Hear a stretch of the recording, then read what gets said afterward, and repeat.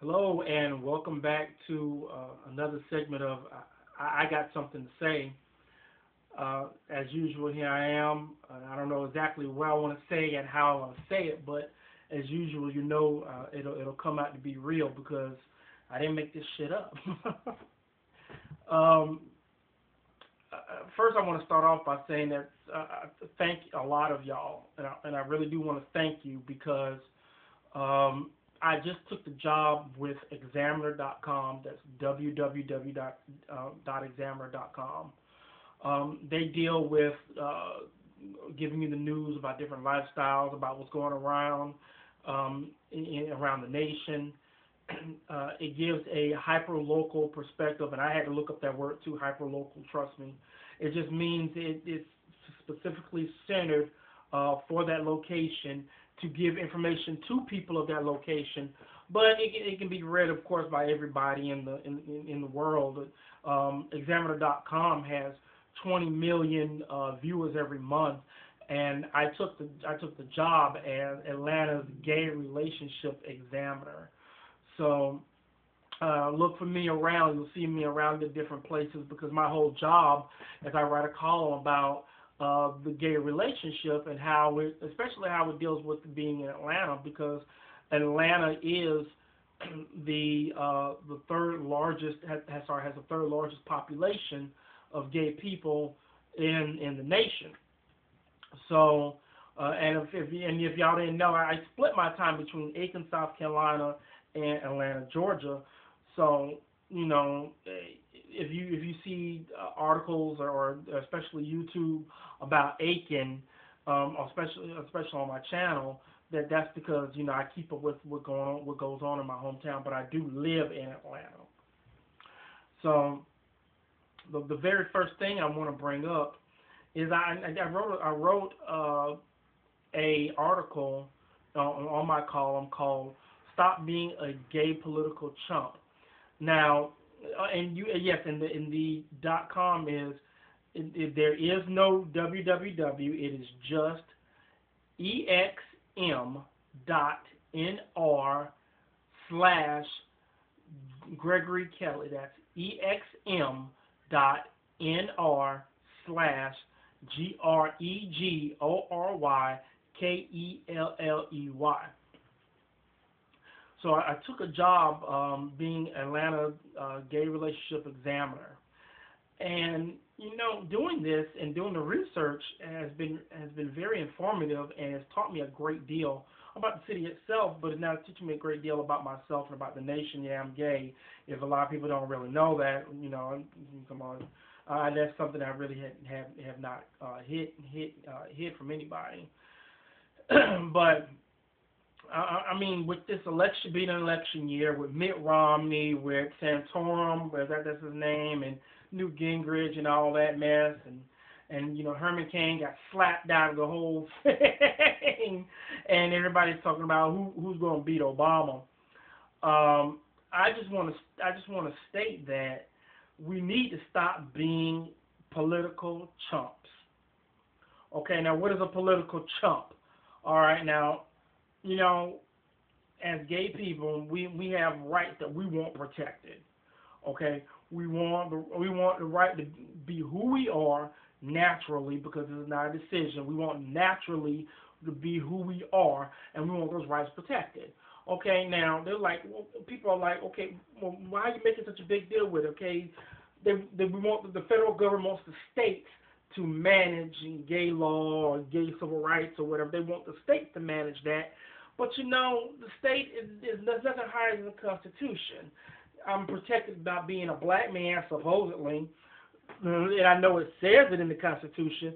But you know what? You have these right to hire states or right to fire states or whatever you want to call it, and then which means that you can get a job and they can fire you for whatever reason they really want. They don't have to give you no explanation.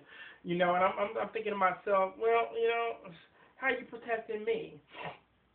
Because, all they got to do is fire me for whatever reason they want and say it's not because I'm black, and they just get my little black butt out of there. I mean, I guess it's a right for recourse. It's a right that I can come back later on and talk about it. Maybe, okay, I can understand about that. but we talked about this issue so much, we forgot about the gay civil rights issue, and we've forgotten about it because, everybody want to put immigration, everybody wants to put health care, and everybody wants to put going green in front of this situation that's been a hot button issue for the longest time, and it seriously becomes another hot button issue for these people to fight over every time election year comes on. Well, my happiness and my right is not a hot button issue. I want what we want what we want, and it wasn't a big deal until what is his name, Bush started codifying stuff. Now, if he wasn't, it wouldn't have been a big deal because I can protect my own rights by making sure that the people that I care about and know my wishes, and they can go ahead and do whatever. If I have a partner and he knows exactly what I want to happen, so I discuss it with him, and we're supposed to be protected. No, because you know what, they can still fire you for being gay, and you have no recourse over that. They don't consider that a natural right. You might be able to get married in New York, but you can come down to Georgia. That don't mean that's just a little scrap of paper. That don't mean nothing to them folks. And I mean, though I live in one of the most accepting cities in the nation, third largest population of gay people, again next to San Francisco and Seattle, but it's just a piece of paper to them. They don't really care. So what I'm saying is that it wasn't a big issue until you got a president, again, Bush, wanting to start codifying stuff.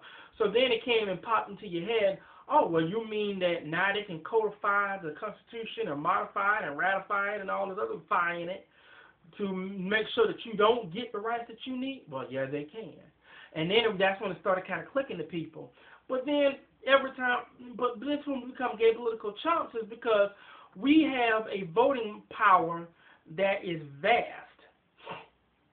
and powerful it is, because, and especially in Atlanta, when we can mix the gay vote and the black vote together, which is close to half the population of Atlanta itself. So my whole thing I'm getting at is that black voters, gay voters, we need to collaborate, because usually these groups are democratic groups. Excuse me. So we need to talk more about that and get some dialogue going. But the main thing I want to talk about is that we throw our weight behind candidates that want to promise you everything. It's like getting with your next partner, getting with your next boyfriend or girlfriend. They did everything in the world it took to get you, but then when they get in the office and they get in there, and then they start messing up and they forgot about your little issue. And then we still throw our weight behind them. That's being a chump. We're a chump. That's what I mean. They tell you everything that you want to hear to get your little vote, because they know your vote is powerful. And especially now, they understand that, and they said all in the media that the Southern vote is going to be one of the most powerful and deciding votes to tell who's going to be your next president. In other words, who's going to go into the doghouse and who's going to go into the White House. So we need to get together and start talking. So in other words, we got to turn out. Turn out. Let your voice be heard. I said that before in another one. Turn it out. Because my thing on it is I'm tired of going behind. I'm tired of picking a lesser of two evils. Because when these so-called politicians come over here to pacify you and send you and tell you what you want to hear, and then they get in the office and they ain't doing nothing but following their own agenda anyway. So we need to get about candidates that care about what we care about. So until then, all we doing is picking a lesser of two evils. So, I mean, the thing that I want to just come and talk about right here is just now, don't be fooled about, who's going to go up against Obama, because no matter who's going to go up against Obama, it don't matter who can win, because nobody really dealing with the issue of the gay community right now. They're dealing with, I applaud the advancements that Obama has made so far, but it really didn't deal with our issue. I mean, he really didn't deal with the black issue. I mean, he only dealt with health care, the crack law, and whatever other issue it was. So I just want to say, the thing I just really want to make sure and clear is that you understand, don't be fooled by all the controversy and all the slinging that the Republican Party is doing, because they're just trying to find the most powerful candidate to go against Obama. Obama, I heard that inaugural address, man. He, I'm not trying to pick. I mean, he, you don't know how. Well, okay, I am gonna pick a little bit. You don't know how many people said that he just said the same speech the last 3 times in the last inaugural addresses, and when he also addressed the State of the Union address and all these other addresses that he did. It was all. I mean, I'm not picking on him. It's just that he said it at a grade school level. So, and he feels like that's really talking to the people. That's not talking to the people. Okay. Now, I mean, communicating with the people does not mean you talk at a lower level so that you can, so that you feel like they can understand you. No, you have to understand them. And I think that's the thing that Obama keeps missing. I'm not saying there's nothing wrong with Obama. I just feel like the thing that he keeps missing is that he's not understanding the people. He just thinks that the people need to understand him, and that's where he keeps messing up. And if we want Obama to win again, that's where he needs to really pick it up and understand. So I hope that I got that little part out about Obama. I mean, it's just real funny because you don't know, the Republicans are laughing at his butt right now, and all these other people in the media are laughing at him because the speeches that he makes is nothing more than redundant, and it's like okay, and I have to admit I've seen some of the speeches, heard some of the speeches, and seen them, and I have to agree with them as being redundant. So it's time. So someone help Obama out with some of his speeches, okay? I mean, I do hope, and I mean, I'm going to vote for him again, but it's just funny all the way around. But the main thing about it is do not let any of this cloud your judgment. Go for the candidate that you feel our power should vast. And in gay community, remember, don't be a gay political chump. Good. I mean, you're going to have to pick for the lesser of the evil right now because Obama's not going for our issue right now. But deal with the candidate that you feel is best, and then let's all collaborate and talk about what next candidate we want in the office. Because our vote is powerful, and we should not forget about that. Well, I said what I had to say.